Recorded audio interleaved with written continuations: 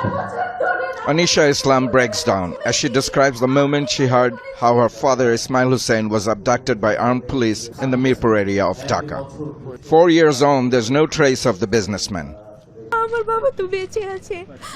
I have a feeling my father is still alive and would like to know where he's now.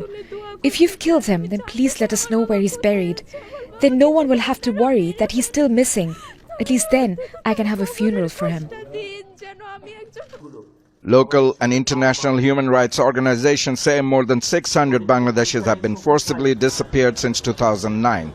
Some returned home but refused to talk for fear of reprisal. Many others were found dead in remote locations.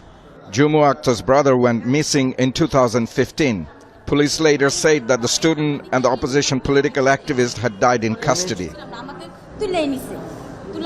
They detained me along with my parents and my brother, who was the main target and ultimately became a victim of custodial torture and death.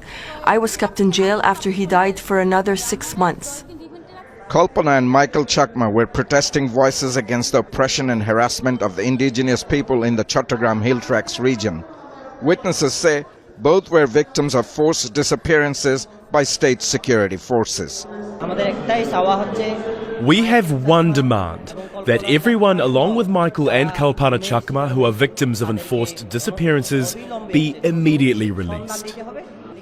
The number of enforced disappearances and extrajudicial killings has fallen significantly since 2021. That was when the US government imposed sanctions on commanders of the Rapid Action Battalion.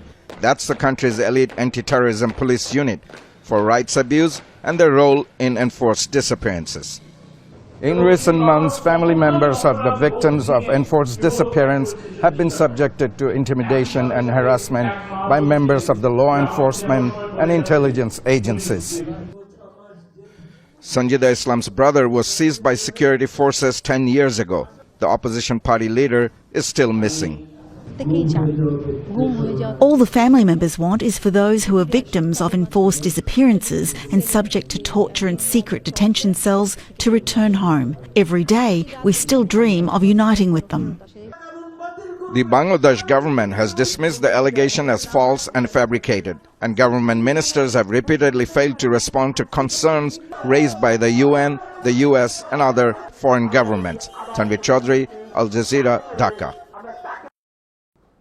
Make sure to subscribe to our channel to get the latest news from Al Jazeera.